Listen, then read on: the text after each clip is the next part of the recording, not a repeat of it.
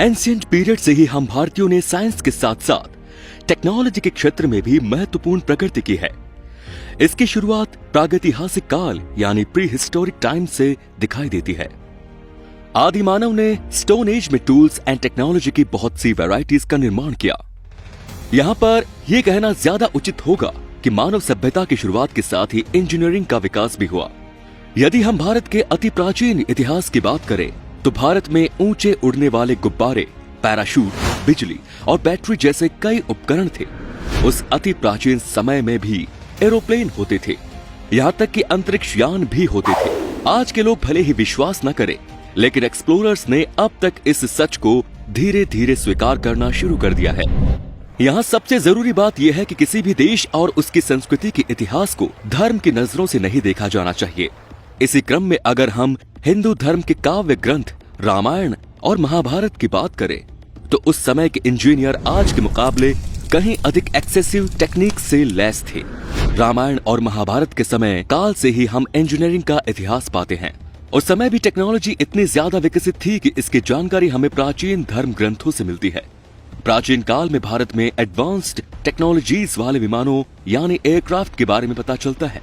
रामायण काल जो आज से 9000 साल पहले था, उस समय रावण के पास एक महत्वपूर्ण विमान था जिसका नाम था पुष्पक विमान, जिसे रावण ने अपने भाई कुबेर से बलपूर्वक छीन लिया था और साथ ही कुबेर की सोने की नगरी लंका भी। इसी पुष्पक विमान में सवार होकर रावण माता सीता को बलपूर्वक हरण कर लंका ले गया था।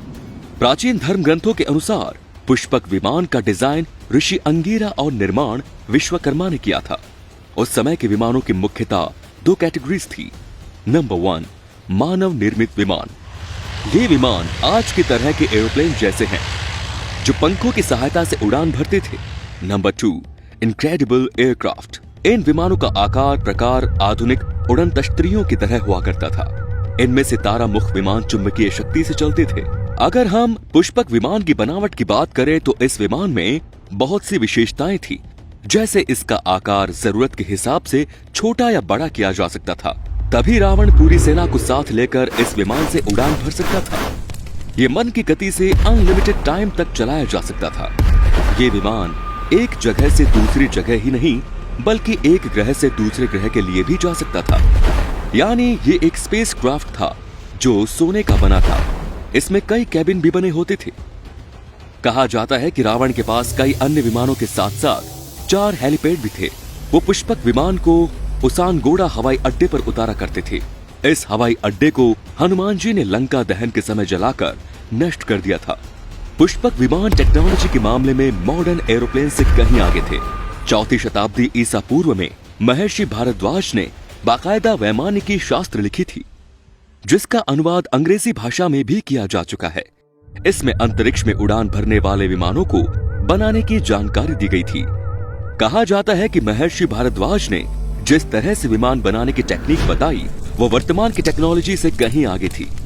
रामायण काल के वैज्ञानिक व इंजीनियर नल, नील, विश्वकर्मा, सुबाहु ऋषि अगस्त्य, वशिष्ठ, विश्वामित्र आदि थे। इस समय की वास्तुकला और स्थापत्य कला आज से कई गुना आगे थी। भारत से लंका को जोड़ने वाला राम सेतु का निर्माण विश्वकर्मा के पुत्र नल और नील ने किया था, जो कि एक अद्भुत पानी पर तैरता हुआ पुल था। यदि हम पहिए की बात करें तो इसका आविष्कार नवपाषाण काल से माना जाता है। ऋग्वेद में उल्लेख मिलता है कि प्राचीन काल में ऋषियों ने 3 पहियों वाले एक रथ का निर्माण किया था, जो कि अंतरिक्ष में भी उड़ान भर सकता था। आज से 5000 साल पहले अगर हम महाभारत की बात करें तो शकुनी की एक कॉन्स्पिरेसी पॉलिसी के तहत दुर्योधन ने पांडवों के रुकने के लिए एक लाक्षागृह महल बनवाया, जो कि लाख से बनवाया गया था। अब आप खुद अंदाजा लगा सकते हैं कि इतना प्राचीन समय में भी आर्किटेक्चर के मामले में कितना विकसित युग रहा होगा। दुर्योधन की योजना थी कि पांडवों को इसी महल में जलाकर मार डालें, क्योंकि लाख तेजी से आग पकड़ता है। इसीलिए सूचना मिलते ही पांडव एक सुरंग के रास्ते से रातों रात भाग निकले।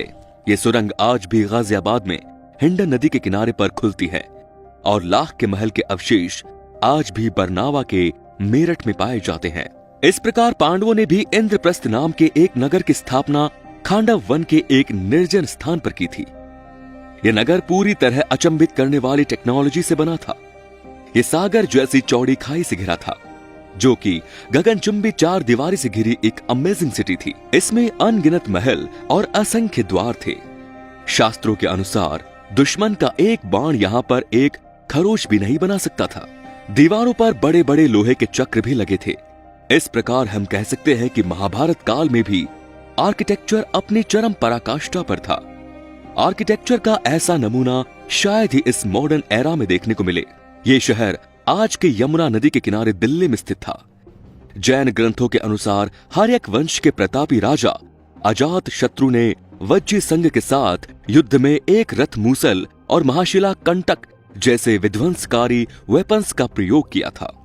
इसमें बड़े बड़े पत्थरों को उछालकर मारा जाता था। इसके अलावा रथ मूसल का भी उपयोग किया गया था। रथ मूसल में चाकू और पैने किनारे लगे रहते थे, जिनके बीच रथ सवार सुरक्षित स्थान पर बैठता था। इसके बाद अगर मौर्य काल की बात करें तो मौर्य काल में पत्थरों और लोहे से बनी टेक्नोलॉजी से भरपूर वस्तुओं का खूब विकास हुआ। इसका एग्जाम्पल है सम्राट अशोक का एकाश्मक स्तंभ। इसका वजन 50 टन और ऊंचाई 30 फीट से अधिक है। इसमें सबसे आश्चर्यजनक बात यह है कि बिना किसी क्रेन मशीन की सहायता के इस स्तंभ को 500 से 600 मील दूर दूर ले जाकर स्थापित किया गया था।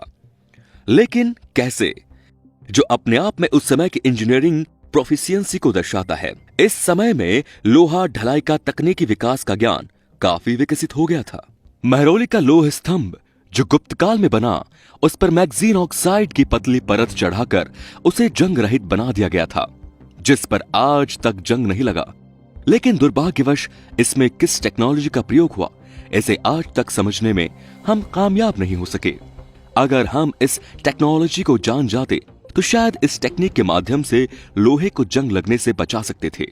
5वीं सदी में गुप्तोत्तर काल में लिखी गई राजतरंगिणी में खोया नाम का इंजीनियर जिसने झेलम नदी तट पर बांध बनाया और नहर निकलवाई थी, उसका उल्लेख मिलता है। इटली का एक व्यापारी मार्को पोलो गुजरात की अद्भुत सुविकसित लेदर इंडस्ट्री का उल्लेख करता है, जिसमें वहां के शिल्पी लाल और नीले चमड़े से सुंदर सुंदर चटाई बनाते थे। इसके अलावा इंजन, मशीन टूल्स, धातु विज्ञान आदि मेटालर्जी की अधिक से अधिक सोफिस्टिकेटेड टेक्नोलॉजी थी, जिनके बड़े और खूबसूरत शहरों ने 13वीं शताब्दी के इटालियन व्यापारी मार्को पोलो को बड़ा इंप्रेस किया। नई शताब्दी में कावेरी नदी पर चोल राजाओं द्वारा बनाया गया श्रीरंगम टापू के नीचे एक बांध बनाया गया था, जो 240 मीटर लंबा और 18 मीटर चौड़ा था। यह अपने आप में ही टॉप क्लास इंजीनियरिंग को दर्शाता है। हवाई जहाज बनाने का श्रेय ऑरवेल व विल्बर नाम के अमेरिकी राइट ब्रदर्स को दिया जाता है, जबकि राइट ब्रदर्स से 8 साल पहले वर्ष 1895 में शिवकर बापूजी तलपड़े नाम के एक भारतीय नागरिक जो पेशे से एक अध्यापक थे, ने मुंबई की चौपाटी के नजदीक सार्वजनिक तौर पर एक हवाई जहाज उड़ाया था। मारुत सखा नाम के इस हवाई जहाज ने 1500 फुट की ऊंचाई तक उड़ान भरी। तलपड़े जी की पत्नी का निधन हो जाने से दुखी तलपड़े ने इस दिशा में काम करना बंद कर दिया और उनके फैमिली मेंबर्स ने आविष्कार संबंधी कागज और टेक्निक को अंग्रेजों को बेच दिया। इसी विषय पर एक हवाईजादा नाम की फिल्म भी बनी, जो काफी हद तक सच को सामने लाने में सफल रही। अब बात करते हैं इटली के चित्रकार, मूर्तिकार, वास्तुकार और इंजीनियर लियोनार्डो दा विंची की। लियोनार्डो दा विंची अमेरिका के राइट ब्रदर्स की पहली उड़ान हासिल करने से तकरीबन 400 साल पहले एक फ्लाइंग मशीन तैयार कर चुके थे। इतना ही नहीं, लियोनार्डो दा विंची ने दुनिया की पहली कार का आविष्कार भी किया, और सबसे हैरानी की बात यह है कि लियोनार्डो की सेल्फ ड्राइव गाड़ी को ड्राइवर की जरूरत नहीं थी। ये एक एनवायरमेंटली फ्रेंडली व्हीकल था। Leonardo da Vinci mirror writing में राइटिंग वर्क करते थे। इनकी एक manuscript Codex Leicester Bill Gates ने 11 नवंबर 1994 में $30.8 मिलियन में खरीदी।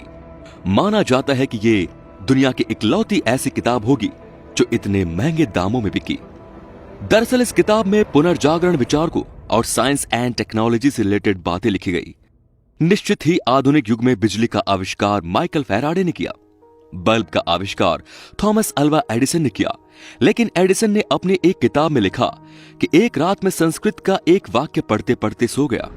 उस रात सपने में मुझे संस्कृत के उस फॉर्मूले का अर्थ और रहस्य समझ में आया, जिससे मुझे बल्ब बनाने में मदद मिली। दरअसल अगस्त्य संहिता में भारत के ऋषि अगस्त्य का इलेक्ट्रिसिटी के बारे में एक डिस्क्रिप्शन मिलता है, जिसमें उन्होंने कॉपर शीट और मरकरी, जिंक आदि की सहायता से इलेक्ट्रिसिटी बनाने की विधि बताई थी। उन्होंने बैटरी द्वारा तांबा या सोना या चांदी पर पॉलिश चढ़ाने की विधि निकाली। इसीलिए ऋषि अगस्त्य को बैटरी बोन भी कहते हैं। माइकल फैराडे से पहले इलेक्ट्रोमैग्नेटिक फील्ड में निकोला टेस्ला द्वारा कई रिवोल्यूशनरी डेवलपमेंट कार्य किए जा चुके थे, जिन पर ही माइकल फैराडे की इलेक्ट्रिकल टेक्नोलॉजी थ्योरी आधारित है। अब बात करते हैं फ्यूचर टेक्नोलॉजी की। हम टेक्नोलॉजी के क्षेत्र में पहले से लेकर अब तक दिन प्रतिदिन तरक्की करते जा रहे हैं। डेली कोई ना कोई टेक्नोलॉजी पेश की जा रही है। आने वाले समय में कुछ ऐसे ही अपकमिंग टेक्नोलॉजीज आ रही हैं जो दुनिया का भविष्य पूरी तरह बदल कर रख देंगी। आपने ऑग्मेंटेड रियलिटी और वर्चुअल रियलिटी के बारे में तो सुना ही होगा। अब ये 5G नेटवर्क और एडवांस सेंसर के मिक्सचर से अलग अलग कमरे में होते हुए भी एक दूसरे को न सिर्फ देखना बल्कि हाथ मिलाना भी पॉसिबल होगा। यानी अब इसकी सहायता से डॉक्टर अपने मरीजों का रिमोटली इलाज कर पाएंगे। क्या आप जानते हैं कि हर वर्ष तकरीबन 600 मिलियन लोग खराब और दूषित खाना खाते हैं, जिसका असर सीधा उनकी हेल्थ पर पड़ता है। लेकिन अब आने वाले समय में टेक्नोलॉजी इतनी ज्यादा तरक्की कर लेगी कि किसी भी प्रकार के पैक्ड फूड आइटम को सेंसर की मदद से ट्रैक किया जा सकेगा और साथ ही पैकिंग में रखा खाना कब खराब होने वाला है ये भी ट्रैक किया जा सकेगा, ताकि खाने को खराब होने से पहले ही बचाया जा सके। डीएनए डेटा स्टोर करने में काफी एनर्जी और अन्य समस्याओं का सामना करना पड़ता है और ज्यादा मात्रा में डेटा स्टोर भी नहीं किया जा सकता। लेकिन अब ऐसे डेटा स्टोरेज बनाए जा रहे हैं जो कि कंप्यूटर ड्राइव का लो एनर्जी विकल्प है। इसकी कैपेसिटी बहुत ज्यादा होती है। दोस्तों, आने वाले समय में सोशल रोबोट हमारी जिंदगी को बहुत आसान बना देंगे। इनके जरिए बच्चों को पढ़ाना और घर के कामों को करने समेत बुजुर्गों की देखभाल करना आसान हो गया है। भविष्य में नई टेक्नोलॉजी के जरिए ये हमारी लाइफ को और भी इजी बनाने वाले हैं। भविष्य में नए फर्टिलाइजर में पहले की तुलना में ज्यादा इको फ्रेंडली नाइट्रोजन और माइक्रो ऑर्गेनाइज्म का उपयोग किया जाएगा, जो पौधों के लिए ज्यादा बेहतर होगा। आने वाले समय में बायोप्लास्टिक और बायोडिग्रेडेबल प्लास्टिक से छुटकारा पाने के लिए एक तकनीक विकसित की जा रही है। इसे पेड़ पौधे के खराब हिस्से के सेल्यूलोज या लिग्निन का उपयोग करके बनाया जाएगा, जो आने वाले समय में ये प्लास्टिक की जगह ले सकेगा। वीडियो के अंत में निष्कर्ष यही निकलता है कि इंजीनियरिंग का जन्म भी मानव सभ्यता के साथ ही हो गया था, जिसमें हमारा देश भारत महत्वपूर्ण भूमिका निभाता है, जिसने न सिर्फ इंसानी जीवन को आसान बनाया बल्कि मनुष्य को टेक्नोलॉजी के साथ जीना भी सिखाया। यही टेक्नोलॉजी भविष्य में हम मनुष्यों को और एडवांस बनाएगी।